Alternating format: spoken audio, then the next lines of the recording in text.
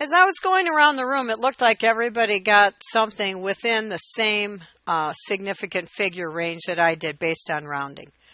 We know that we have 45 grams of camphor in 500 mils of ethanol. We want our answer in moles of camphor per kilogram of ethanol. So the first thing I did was change the camphor.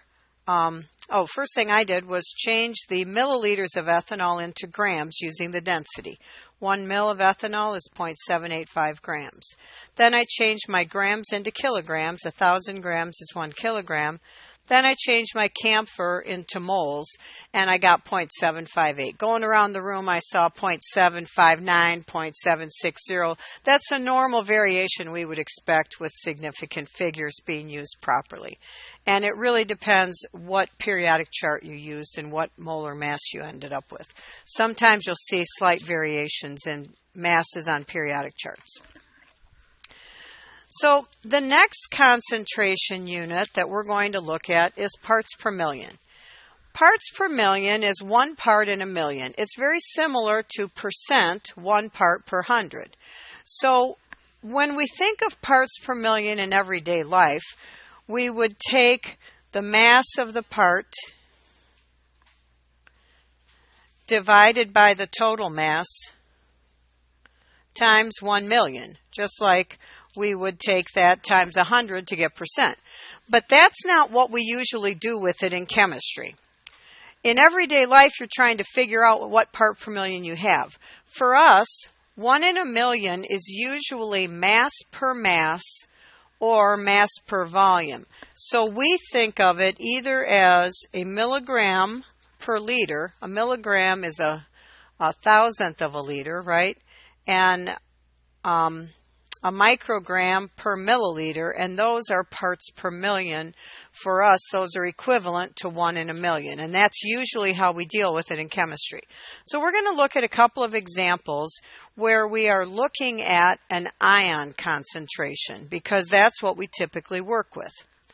So we have 560 grams of sodium hydrogen sulfate dissolved in a pool with 4.5 times 10 to the 5th liters of dihydrogen monoxide.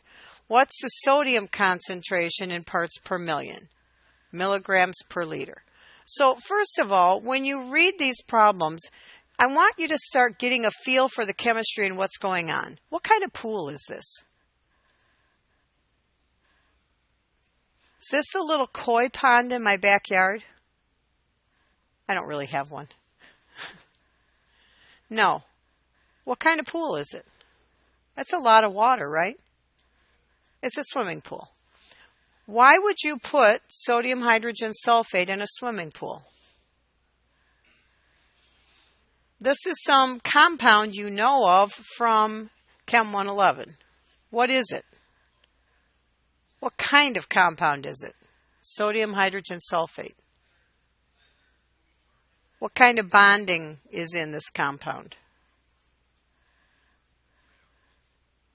Ionic, right? It's an ionic compound.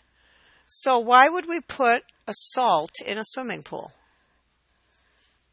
It's going to dissociate as soon as we put it in there. Now you have sodium ions and hydrogen sulfate ions in there. What are they going to do?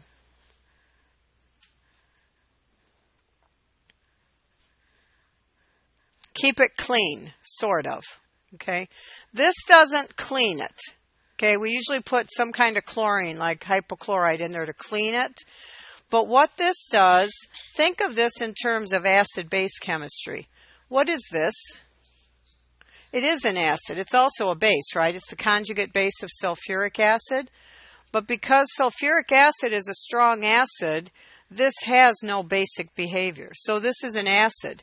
So if you put an acid, this is a dry powdered acid that you're putting in your pool, it lowers the pH. You want to maintain the pH of a swimming pool at slightly basic so that it doesn't irritate your skin. And so this lowers the pH of your swimming pool. That's why we put it in there. And it's a safe way to do that. And when you have the pH optimal, then you minimize bacterial growth. But this does not kill bacteria, okay? And this doesn't kill algae. This just keeps the base, the pH where you need it to be. And you know what does kill algae? What they generally put in swimming pools to kill algae? Any of you blonde-haired people know this? Chlorine goes in there. Have you ever had a swimming pool incident with your hair and ended up with green hair? And what do you think makes green hair in a swimming pool? Everybody thinks chlorine, right? Because chlorine's a green gas, but it's not. There's actually copper. They use copper in swimming pools as an algicide, and the copper 2 ion is blue. So you take a blue ion, hook it in your yellow hair, and you get green hair. And I know this firsthand because I had a almost white blonde daughter when she was a baby, and she was about 2 years old and went in the pool and came out with this just bright green hair, and I was horrified, and she thought it was great. She looked in the mirror, she's like, "Oh, I'm a mermaid." I'm like, "Yeah, you're a mermaid, all right." So I bought this really expensive shampoo, but she wouldn't use it. She had green hair all summer. And so then we switched our pool over to a polymer-based algicide and got the copper out of there. But it's actually the copper, not the chlorine. Okay, so we got a swimming pool. So now we're trying to figure out our concentration of sodium ions. So we want milligrams of sodium ions per liter of pool water. Now you will notice I said it was added to this many liters of water. That's really the liters of solution in this case. I was a little careless with language. Okay, it's a liter of pool water. So we know that we have 560 grams of sodium hydrogen sulfate,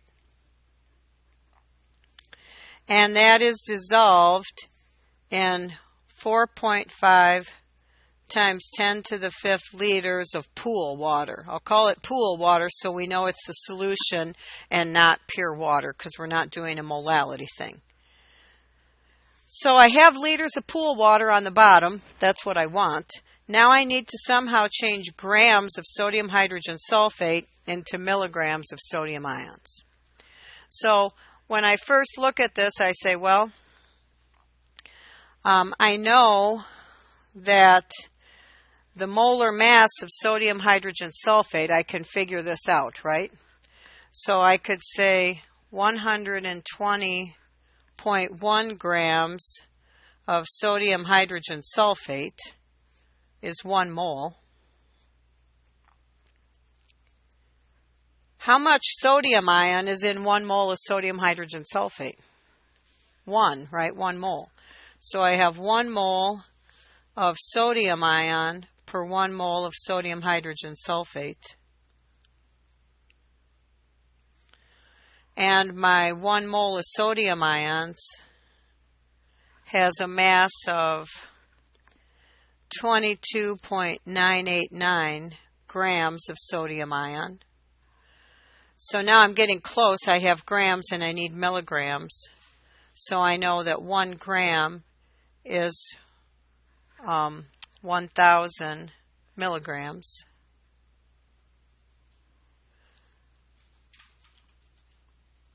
And so I end up with the units I want of milligrams per liter, and I get my answer 0.237 milligrams of sodium ion per liter.